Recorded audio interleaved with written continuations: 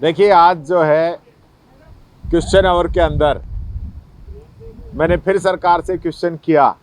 अजमेर का क्वेश्चन था कि 3500 समथिंग लोगों ने खाद्य सुरक्षा के अंदर अप्लाई किया था।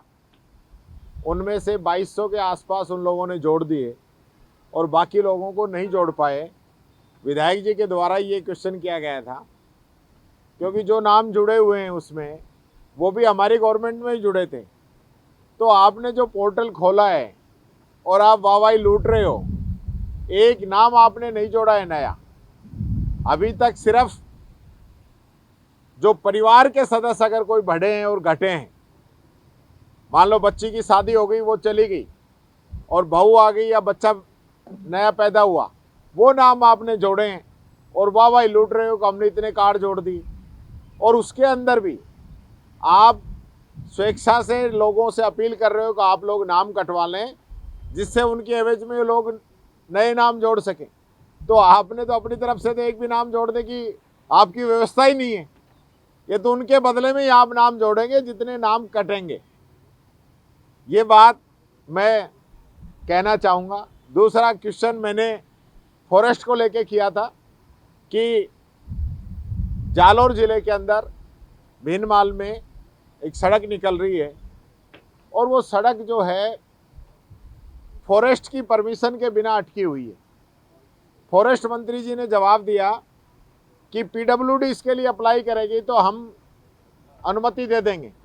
तो मैंने जब ये कहा कि जब आप अनुमति देने में सक्षम हैं तो आसन से निवेदन किया कि पीडब्ल्यूडी मिनिस्टर भी यहीं पे मौजूद हैं और वो अपनी तरफ से अप्लाई करने का आश्वासन दें तो ये जो काम काफ़ी समय से अटका हुआ है ये निपटे।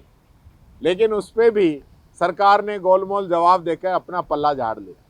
तीसरा क्वेश्चन था जो कि हमारे डोंगरराम जी गैदर साहब ने लगाया था कि सूरतगढ़ के अंदर वहाँ हनुमानगढ़ ज़िले में जो स्थिति बनी हुई है कि कुछ कंपनियां ऐसी लगी हुई हैं जो रेड कैटेगरी के अंदर आती हैं और उस कैटेगरी के अंदर जिस प्रकार से पोल्यूशन फैल रहा है उससे लोकल लोगों के स्वास्थ्य पे दुष्प्रभाव पड़ रहे हैं। उसके लिए उन्होंने कहा कि इन पे आप लोग कोई कार्रवाई करना चाहते हैं क्या। और मैंने भी उसमें सप्लीमेंट्री पूछा कि जब आपने नोटिस दे दिया और कंपनी ने कह दिया सब ठीक है और आपने उसको वापस रेड कैटेगरी के अंदर ही रखा हुआ है, तो इसका मतलब आप लोग खुद जानबूझ के जनता के स्वास्थ्य से खिलवाड़ करना चाहते हैं। तो ये पूरी जो स्थिति है इस सरकार की वो मैं क्लियर करना चाहूँगा।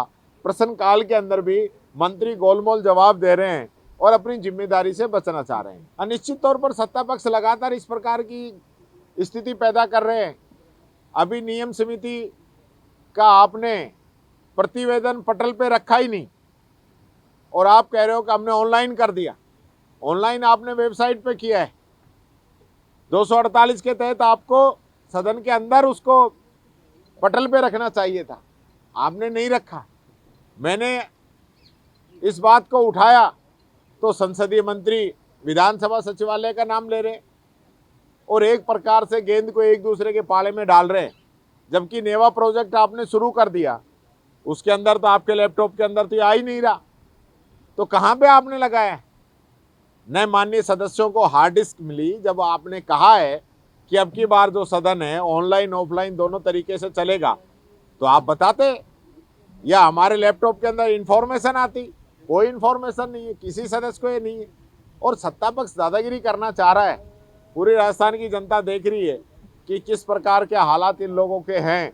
ये जो बार बार टोका टाकी कर रहे हैं, हम लोग जो मुद्दे उठाते हैं उनके जवाब नहीं देते हैं, मंत्री जवाब नहीं देते हैं, तो ये स्थिति सरकार की बनी हुई है। वन मंत्री जी जवाब नहीं दे पाते, इस वजह से उनको थोड़ी सी फ्रस्ट्रेशन है।